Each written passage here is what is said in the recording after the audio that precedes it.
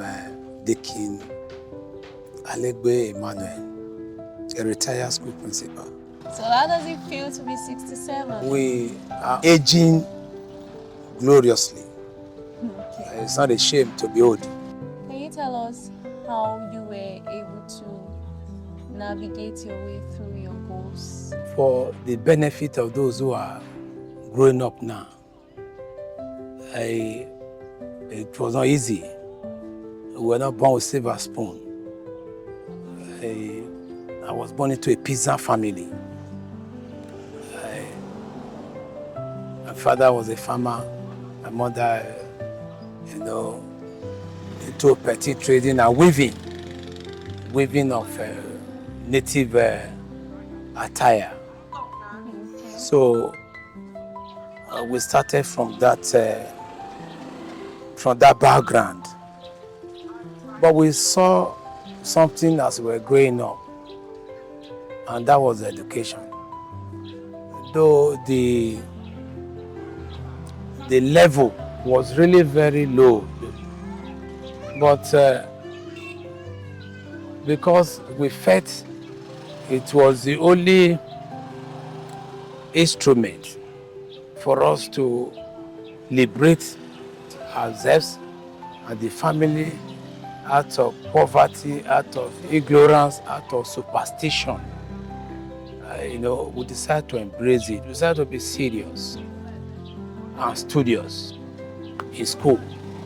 So that gave us a kind of background to overcome the situation or the circumstances prevailing at that time. Because in the 60s, you can count the number of houses where people went to school. So at the end of the day, we were lucky. I would say it's through the providence of God that we were able to, receive that education at that colonial level, at post-colonial level. Because Nigeria just got independent. I started primary school in 1965. Okay. So we embraced it, and today it's paying off. So what was your greatest ambition while you were young? As far as Ewohimi was concerned, most of the teachers that were teaching us in primary were from Ewato. Okay. We can count very few were from Ewohimi. So we saw it as a challenge that a vacuum had been created. So some of us, out of intuition or innate, tendency, we decided to hold tight to what we were offered by opportunity to go to school. We held it tight. So we keyed into it, and we were able to come out, and were successful. Okay, so by that you mean your greatest ambition while you were young was to go to school? Yes. Did I get you correct? Like I said before, I can recount. During the Civil War, my cousins came from Ibadan, who were born and brought up within the university environment, University of Ibadan environment. Okay. That was 1967 when they came home, 5 of them. So because they were exposed to education, when we couldn't interact with them because we couldn't speak English. They were there speaking English. So we felt so but that attracted me. I wanted to learn. I was not ashamed. Most of us at that level were ashamed. They didn't come close to them. Okay. So I got close to them. So by the time 1968 they went back to Ibadan, I made up my mind that I must go to school. Okay. Yes. Oh. I must go to school. So the books I remember when my father was coming from Sapele, it was Queen's Premier. At that level, 1968, bought Queen's Premier for me. That was how I started reading 2-letter words, 3-letter words. So started building up my, my grammatic expressions. So we were able to cope. How would you describe your younger self? Were you curious, calm, quiet, tough? I was very sober. Very, very sober, because the situation we were at that time, once, like I told you, from a peasant home, peasant family, once you finish primary school, the next thing is to go and learn work. It's not as if they were not intelligent. We're not having that counseling. We're not having those people there who can look up to as mentor. Okay. To counsel or and say, education is very good, though, go and read. No. Our parents were not educated. So once you finish primary school, you go and learn work. Whether mechanic, carpentry, Whichever. because if somebody that's successful comes into the village and they say it's a mechanic, is a cabinet man, furniture man, so they will now want their children to go into that field. That was their level of understanding. It's not as if their children were not intelligent, but because there was nobody to guide them along the line of acquiring education. So, but like I told you, my perception, my relationship with people who I felt were better than me gave me that challenge. Okay. That one day I'll be able to speak, I'll go to school. So, judging from what you've said, did you actually buy into parents wanting to model their children after other persons? My father wanted me to be a trader. Okay. In line with Usirado, W.I.O. Usirado, who was making wave in selling bicycle parts, in Agbo. Making big, he was a millionaire. So he wanted me to go and learn a trade. But unfortunately, something happened. So, which eventually didn't give me that opportunity to go that area. So when that thing happened, so my father now came back and said, okay, go and write the entrance. That's how I went to Pilgrim. I wrote the entrance, I passed the interview, I entered secondary school. 1973. What was that one thing that you considered very important, but as time goes by, realized that it wasn't really important? My intention was to be a medical doctor, engineer, whatever. But somewhere along the line, I also discovered that you don't have to be in that field before you're a successful somebody. I have friends. We went to school together. Yeah. Today, some of them medical doctor, engineer, but I decided to go into the field of education. I went into teaching, but today they respect me because they also discovered, because we knew ourselves when we were in school. So I discovered that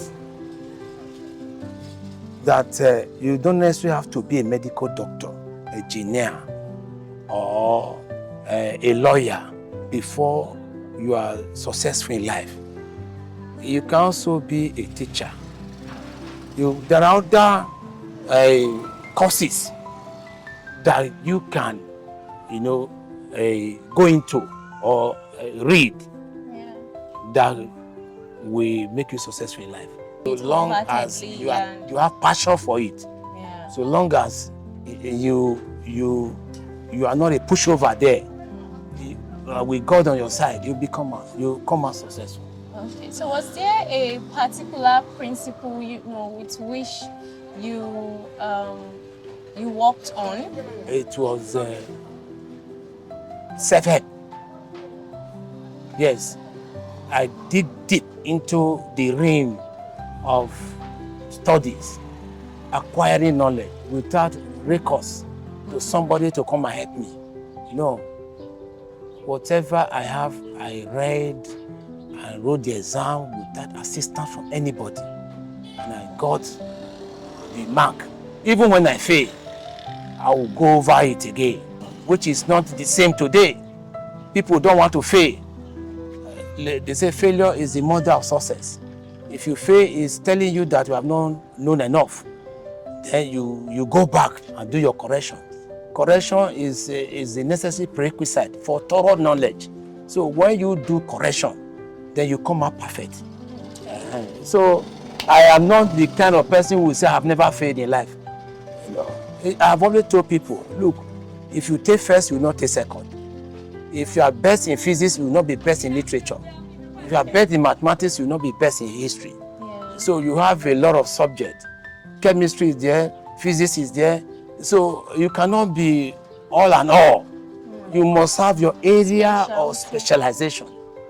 So for you to fail in one area does not depict you being unintelligent or you are not intelligent. No, you must be able to find out which area of knowledge am I good in.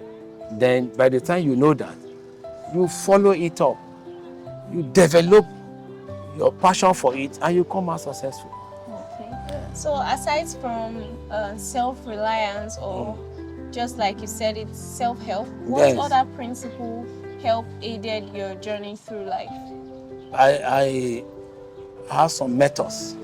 Okay, what are those methods? The methods I had were people were better than me.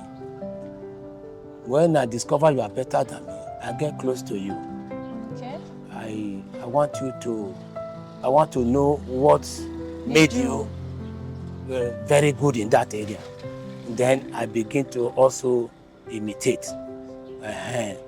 So I don't envy people. What I do, I get close. I want to find out my deficiency. When I know my deficiency, I get close and see how I can bail myself out of it and become very good in what I want to do. Yes. All right. I have a lot of methods.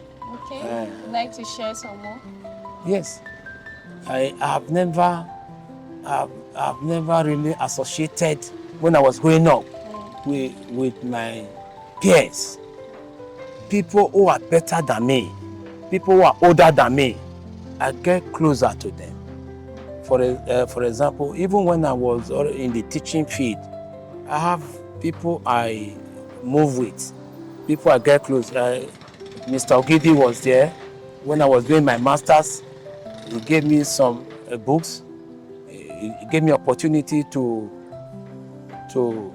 leave and go to school and go and read that exam and come back.